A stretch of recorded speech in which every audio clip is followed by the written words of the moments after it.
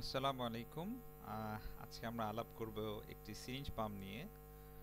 এই syringe পাম্পটি manually এবং digitally দুই সিস্টেমেই অপারেট করতে হয়, দুই সিস্টেমের কম্বিনেশন, যার ফলে এটা অনেকের কাছেই কঠিন লাগছে। তো কোম্পানি তাদের ব্রোশিউরে লিখেছে, so easy A caveman can do it, গুহা মানবও এটা চালাতে পারবে। তো এই জন্যই আমরা দেখতে যাচ্ছি আসলে এটা সহজ কিনা। কোম্পানিটার নাম হলো মেড ক্যাপ্টেন। আমার মনে হয়েছে এটা মেডিকেল ক্যাপ্টেনের সংক্ষিপ্ত রূপ। চলো আমরা দেখি কি আছে। এই সিরিঞ্জ পাম্পটার ফ্রন্ট ডোরে দুটি বাটন রয়েছে। একটি বাটন স্টার্ট বাটন বা অন অফ বাটন, একটি হোম বাটন, সাথে রয়েছে একটি এলসিডি মনিটর। ডান পাশে ছোট একটা সবুজ বাটন দেখতে পাচ্ছি, এটা ক্লাচ বাটন। এটা দিয়ে সাধারণত সিরিঞ্জকে লোড করতে হয়। তো আমাদের যেহেতু দুটি বাটন আছে, আমার মনে হয় জিনিসটা খুব একটা কঠিন হবে না। তাহলে আমরা দেখি, আমরা যখন সুইচ অন করি মেশিনটাকে তখন কি হয়। অন বাটন চাপার সাথে সাথেই অলমোস্ট এলসিডি মনিটরটি জ্বলে ওঠে এবং দেখেন সিরিঞ্জ লোড করার স্পেসটা খালি হয়ে যায়। ফ্রন্ট ডোর খুললে সিরিঞ্জ লোড করা যায়। লোড করার পর ফ্রন্ট ডোর আটকে দিলে তারপর মনিটরটা চলে আসে। এলসিডি মনিটরে কি আছে আমরা খেয়াল করি। উপরে আছে ভলিউম, কত এমএল পার আওয়ার, এটা কত ডায়াল হবে।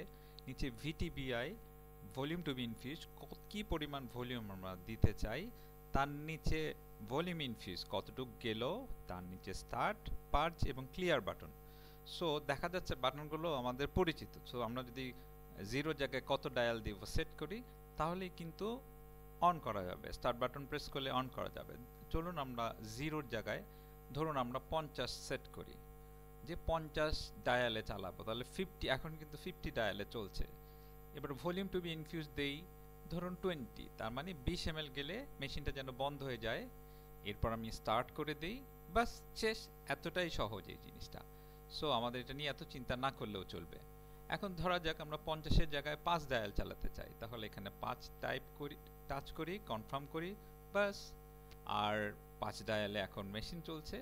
যদি আমরা বন্ধ করে দিতে চাই, সাথে সাথে স্টপ বাটন চাপলেই হয়ে গেল। এবার দেখি আমরা মনিটরের আর একটা বাটন রয়েছে, হোম বাটন। একটা কথা হলো, কোনো জায়গায় যদি আমাদের কোনো সমস্যা হয়, হোম বাটনে চাপ দিলে আমরা মেশিনের ইনিশিয়াল সেটআপে চলে আসতে পারবো, যেখান থেকে আমরা সবকিছু আবার শুরু করতে পারবো। যেমন হোম বাটন চাপার পরে এই সেটআপটা আসে, infusion setting, patient profile, local setting এবং হিস্ট্রি। ইনফিউশন সেটিংয়ে গিয়ে কিন্তু আমরা আবার সেট করতে পারি ইনফিউশন রেট কত হবে, ভলিউম টু বি ইনফিউজ কত হবে। পেশেন্ট ফাইলে গিয়ে আমরা পেশেন্টের নাম, এইজ, সেক্স এবং বডি ওয়েট দিতে পারি, যার ফলে মাইক্রোগ্রামে হিসাব করা সহজ হবে। ওষুধও দিতে পারি। বোঝা গেল, খুব একটা কঠিন না, বেশ সহজই বলবো আমি। তাহলে এখন আমরা দেখি অফ করা হয় কিভাবে। অন অফ বাটন প্রেস করে মনিটরে যখন অফ সুইচ আসবে চেপে দিলেই বন্ধ হয়ে গেল। ধন্যবাদ আমার সাথে থাকার জন্য এতক্ষণ।